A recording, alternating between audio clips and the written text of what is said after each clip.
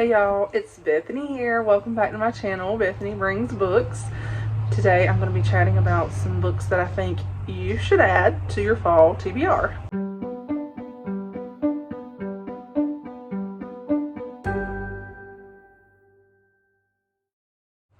I enjoy doing and watching these videos, seasonal TBRs, seasonal recommendations, and I did one last fall, and so I was kind of looking at that. I did a summer one as well this year, and so I was wanting to do another fall one, but I did go back and try to look at last year's and make sure that I did not have overlapping books.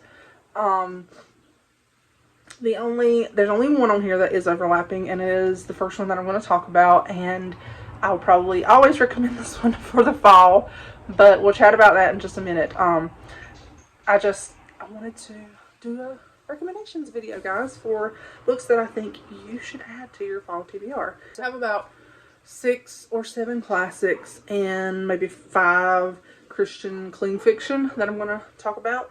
So let's just go ahead and start chatting. So first of all, a book that I said was on last year's and that I'll probably always recommend is Rebecca by Daphne du Maurier. Also check out this edition. Found this at a thrift store a while back and had actually never seen it before until like that couple of weeks before. Someone on Instagram was reading it and put their edition up, and then I found this one at the thrift store.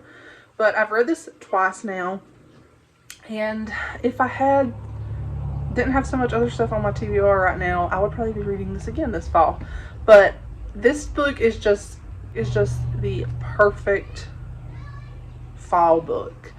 It has the atmospheric setting.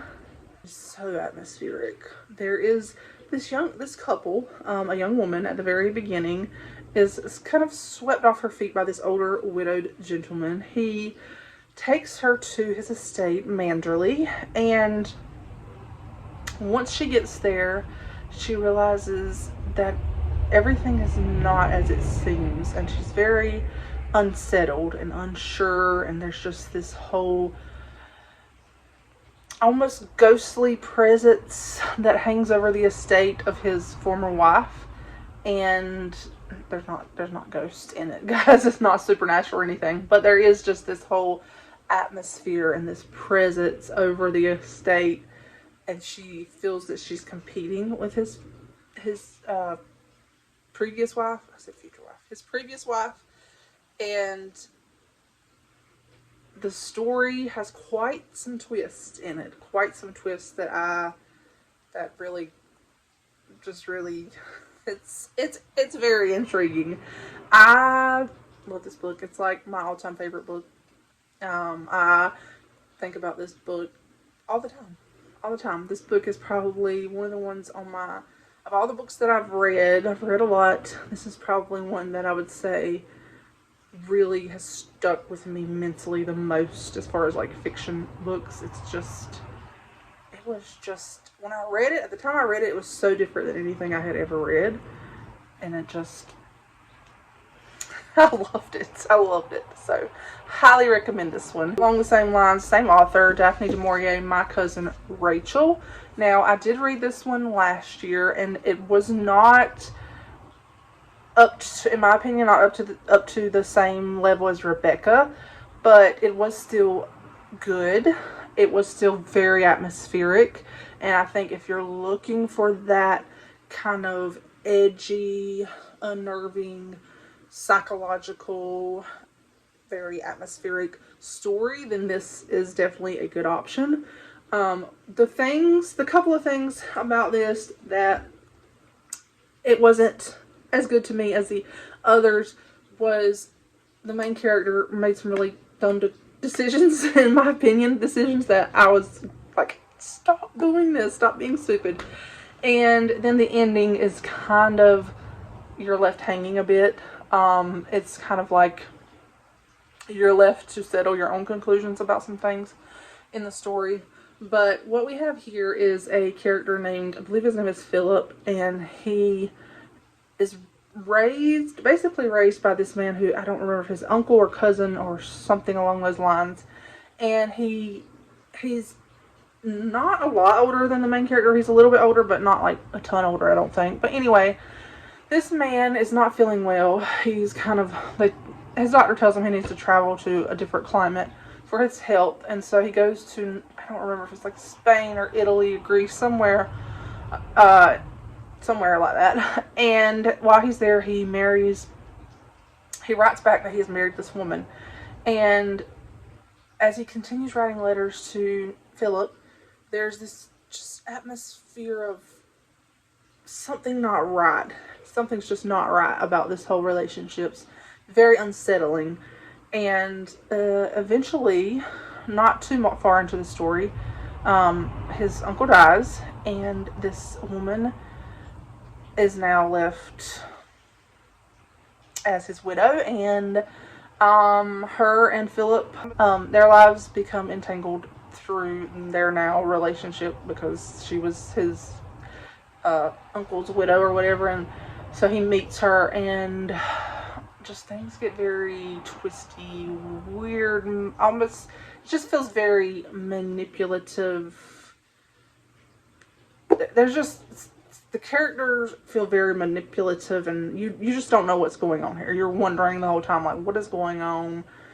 Almost a little bit of a sense of unreliable narrator, slightly. Just this sense of unease as you're reading, and you're like, what is up with these people? And you're wondering. But like I said, it wasn't my favorite, but I will say the longer that I have sat on it, the more that I do think I would enjoy rereading it, and I do think I would rate it higher than what I rated it the first time I read it. A lot of that just had to do with me and the mood I was in, and I had just finished reading Jane Austen, so I was still in that happily ever after mindset, and this book was very different than that, but also really, really good. And so kind of in that same era as Rebecca, same time period, 30s. I think Rebecca's like the 40s, 30s, 40s. We have a Agatha Christie, and I do think I might have mentioned this one in my last video, but I kind of talked about some different Agatha Christie's, but I decided to pick one. If there was one that I would recommend reading in the fall time, I think The Murder of Dr. Ackroyd is probably one of the best that she ever wrote. This and Then There Were None, but let's just go with this one for the purposes of this video. This is just such a well done story. I need to reread it. I would love to reread it now and see if I can see clues pointing to who the criminal, villain, whatever is. But at the time I did not, and it completely took me by surprise. And there's just that element to this story that was so unlike anything I had ever read, and it made this so good to me. So there is a murder. This man is murdered in his library study. I can't remember. And Hercule Poirot is called to investigate this crime. And of course, it's Agatha Christie. We've got all of these characters who could possibly have wanted this man dead. And there's all of these clues, and you don't know which way to look and who did it. And then you get to the end, and it's such an astonishing reveal to me, and I just think it's so well done and such a good fall read. I think you can't go wrong with reading. If you have never read Agatha Christie, you can't go wrong with starting with this one, because it is really, really good.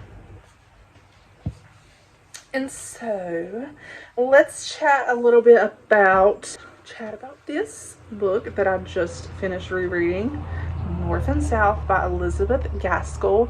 And when I began to reread this with my dear friends, Kelly from Kelly Reads a Lot and Shannon from Old American Spirit, I did not necessarily consider it a fall read. I just was kind of thinking about how I was in the mood to reread it. But after reading it, I was like, this is definitely a really, really good fall, autumn story. It is more atmospheric, kind of gloomy at times, but also such a beautiful story. I really like Gaskell's writing. The romance in this is just next level.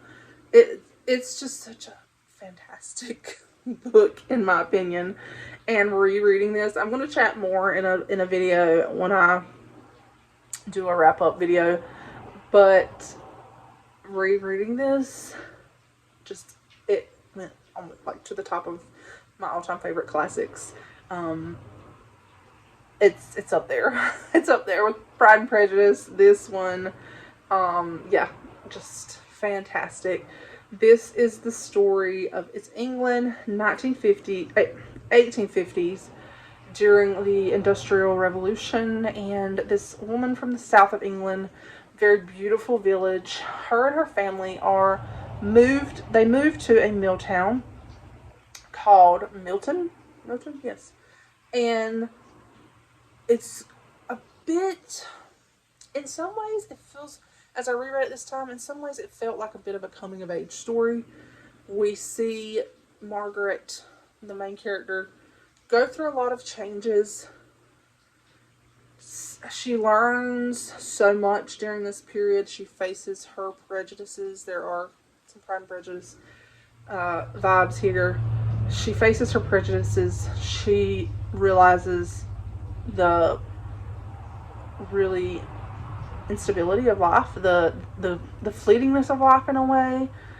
So much change, so many things that she walks through. It is a very, very beautiful romance.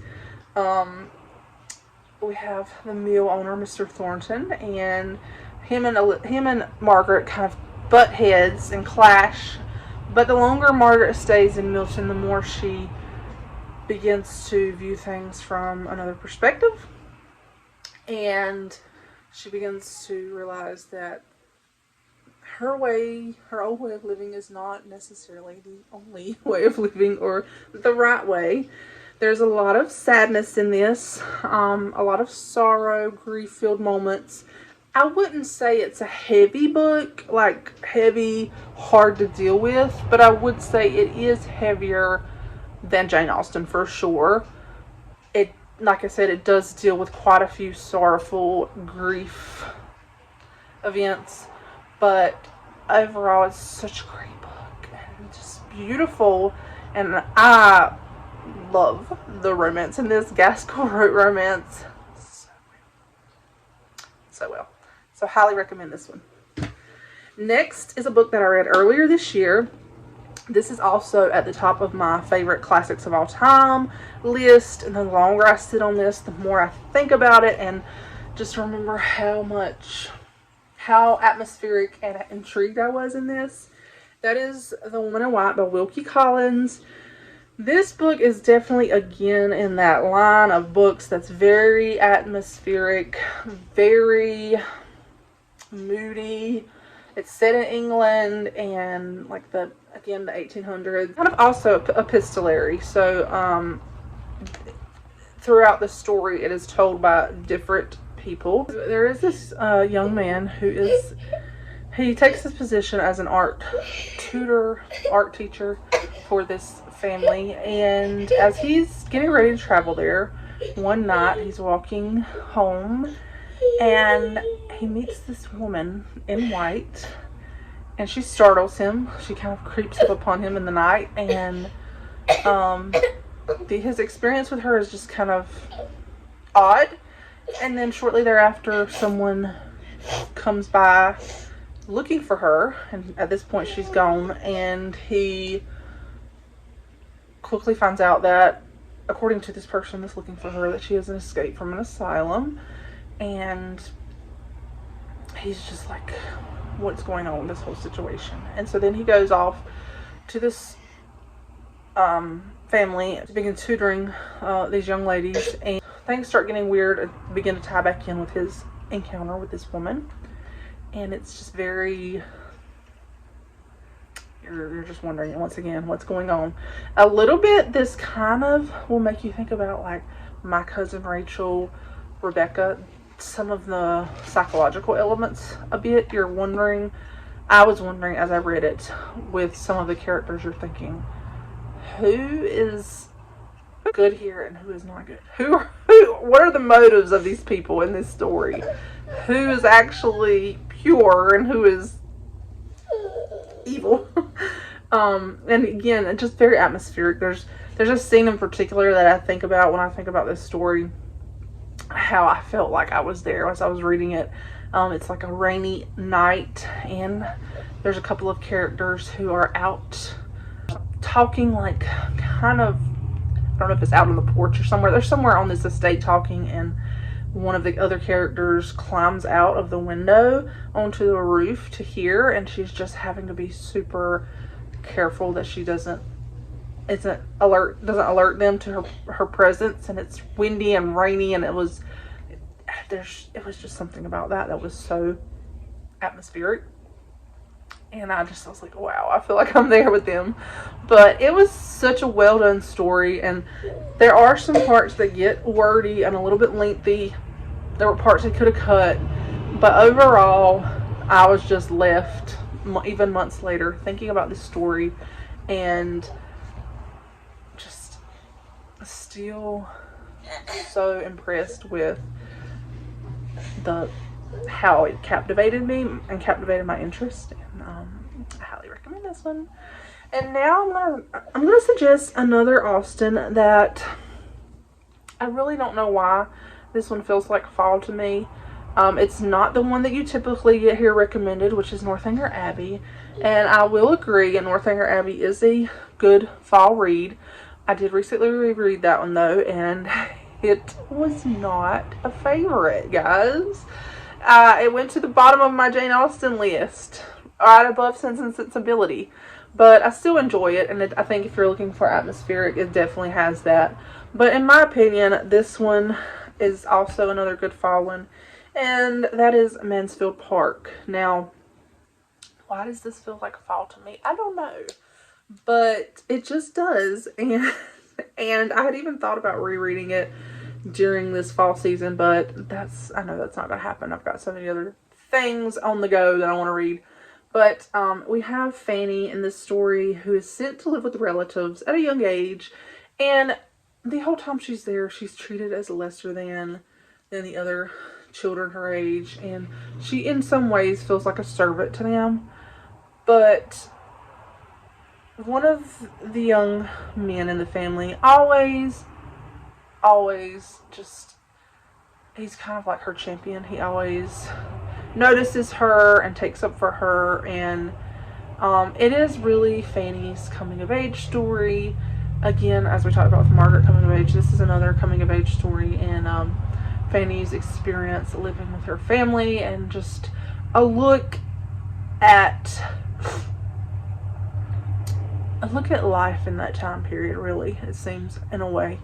I personally love this. I really loved Fanny, but I know a lot of people don't.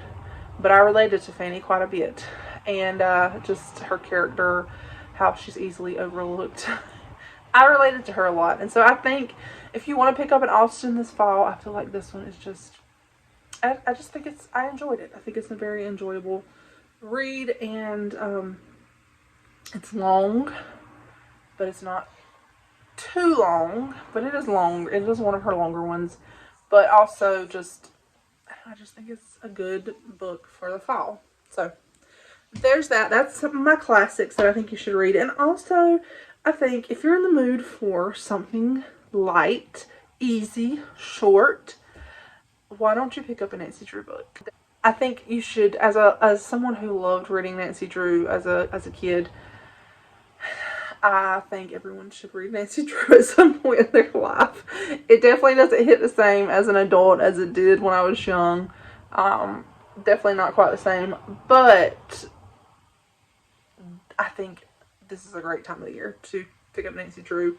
Very easy, short books, and just all of the nostalgia. If you've read them before, then the nostalgia is so delightful. And in particular, one that I think is great is my beat up copy right here that I read so many times as a kid. The Hidden Staircase. This one is just probably one of my all-time favorites. I love this one so much. Nancy is invited to this home of these two elderly sisters because they think that there's a ghost. There's someone in their home sneaking in, doing weird things, and it's like, is it a ghost or is it someone real? And Nancy investigates the story, and I just always love this so much because it has all the, like, you know, it's got the mansion with the kind of, is it haunted or not, and the two elderly sisters, and we've got Nancy staying there to investigate, and we've got hidden tunnels and hidden area. We got hidden areas and tunnels and all kinds of things. And at one point they also dress up, which I thought was always so fun to me because they dress up like they find like some old clothes in the attic and they dress up and like as the Civil War days or something, and it was just fun. It was fun. I think you should read Nancy Drew this time of year. Next, let's chat about there's one clean fiction. The rest of these are Christian. That is The Matrimonial Advertisement by Mimi Matthews. This is the first in her Parish Orphans of Devon. And this is definitely, again, a very atmospheric book. I would suggest reading this along with The Woman in White because it definitely has some things that allude to the story from Woman in White, and as I read both of them like around the same time, and I was like, oh, I can tell where she's drawing from The Woman in White. So this is about this. It has a little bit of Beauty and the Beast vibes, but it's about this man who lives on this estate out in the wilds of England, and it's hard to get to, and he advertises, well, I don't think he does. I think his friend advertises for a bride for him because he's like, you need to marry. And this woman answers it, and it feels like she's running from something. But he marries her, and there's quickly the realization that they both have secrets and things that they, in their past, things that they're hiding from, and it is their story of working through all of this to create a solid marriage. And again, like I said, it is very atmospheric, very moody, just really like on the cliffs in England, and just very moody, very atmospheric. The romance is really, really well done. I really love Mimi Matthews' books. This is a easier read in my opinion. If you want something that you could be able to read pretty quickly and easy, this is fantastic. Now let's chat about Christian fiction. First of all, this book that I also read earlier this year, The Burning of Rosemont Abbey by Naomi Stevens. I thoroughly enjoyed this book. It is a mystery set in 1950s England, and this young woman is a twin, and she gets the sense that her brother has died. She doesn't know for sure, but she just senses that something has happened, and so she begins to try to figure out. She hasn't seen him in a while. Their relationship is estranged, but she begins to investigate and try to figure this out. And around this same time, the church burns down, the Abbey burns down, and so there's also this investigation going on about this, and then people begin to think her brother did it, and so it is that these things are going on and being investigated, and she begins to try to investigate some things. There is a new young police detective that she grew up with. He is on this case, and there's some sparks starting to fly between them. I just really enjoyed this. I felt like it was so well done. There's some really funny side characters in here. An older lady, just some of the things she says. There's just some funny moments, funny side characters. If you like British detective shows, this would be right up your alley because it feels very much like a British detective show, like Father Brown, something along those lines. There is a little bit of grief elements to this, but overall it's such a fun story. Faith elements I feel like are lighter in this, but I just found this to be really, really fun. I really enjoyed it. And then next, these two books in Lynn Blackburn's series. These are the first two books in her Gossamer Falls series. Her third one comes out next year in the spring, I think. This one is, I believe this one does take place in the fall. This one takes place maybe late, early winter. But both of these just feel like really good fall reads to me. They are mysteries, but also just really, really great stories about this community, this North Carolina mountain community, these large families that live in these communities. They're just kind of intertwined. Their lives are intertwined. I love the characters in these books. I love the relationships, the side characters. For me, the mystery is not really the big thing that I'm going for in these. It is the characters, and I love those. I love the conversations. I love the characters. I love the setting. I love how much this feels like home for me because it is set in North Carolina, and so many of there's so much that I can relate to in these when it comes to the setting. I love that. But yeah, the first one is about a former Marine who owns a construction business. He meets this woman who has moved to this small town. She's working at a resort and she does pottery, and some things start happening at the resort and he begins to investigate. She is a single mom, and they are drawn into these interactions with each other and drawn into possibly a relationship, and as these things are taking place.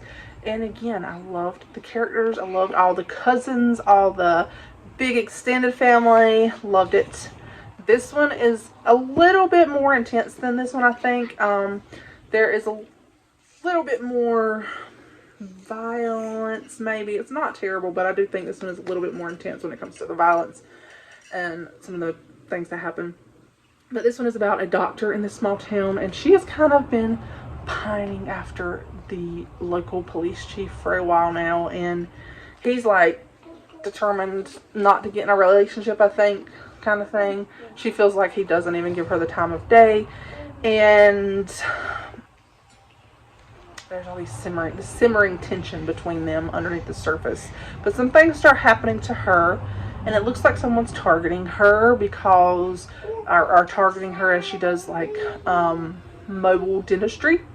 It seems like someone's targeting her at these, and it's their relationship development, this mystery going on, again, all the side characters, and I love this, guys. I love this. And let me tell y'all, the third book in this series is one of my most anticipated books for next year, because I cannot wait to get Mo's story, who is her brother, and the one in this one, her brother, Meredith's brother, and I have fallen head over heels for him. As much as you can for a fictional character. But he's just like this giant teddy bear, but he's also very closed off, and she's touched at some mental health struggles he's had, and I'm just fallen for his story. Can't wait to get his story, so really excited about that. Lastly, let's finish this up with another mystery, book one in the Art of Love and Danger series by Crystal Caudle. This was really another fantastic mystery series, in my opinion. Quickly realized how much I really enjoy this author's writing style and have ordered more of her books. Now I need to read them. She has more mystery, another mystery series. This is very much Miss Scarlet and the Duke. It feels like that. It feels very much like that type of story. This woman is an author, and her family knows a bit about some of her writing, but then she has some more writing that they don't know about. So not only does she write like these penny novels, she's also been writing this series that kind of, she has a detective in this series, and he kind of takes down bad guys she writes these villains based on real people who have escaped justice, and she writes these fictional stories, and it's kind of obvious what she's writing about.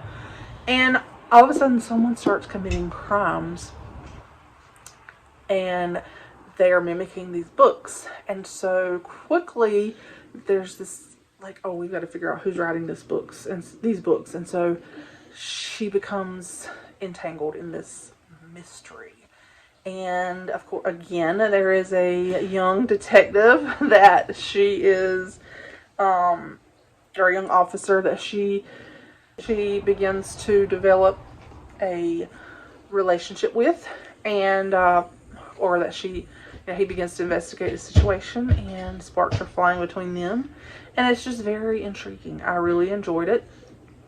I thought it was really well done.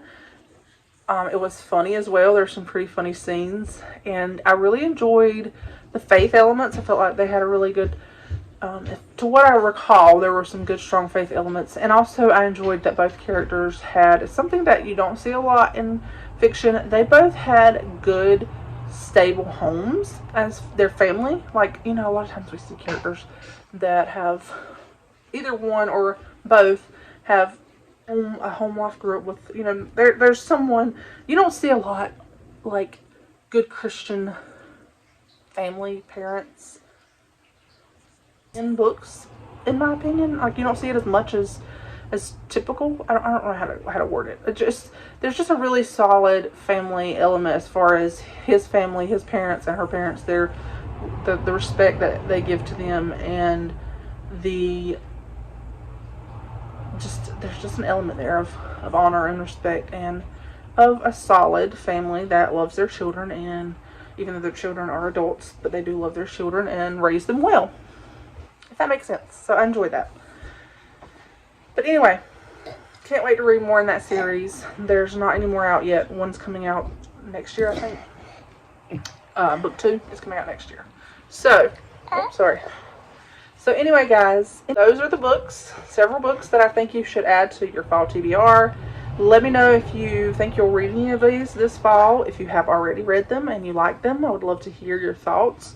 Or even if you didn't like them, I'd love to hear your thoughts. Hey, stop. If you have any fall recommendations for me, let me know in the comments. I'm always looking for more reading recommendations. Also, I'm sorry for all of the disruption, background noise in this video. Stop. We film when we get the chance to, and sometimes that means kiddos being loud and noisy. But anyway, guys, I will talk to y'all in the next video. Bye.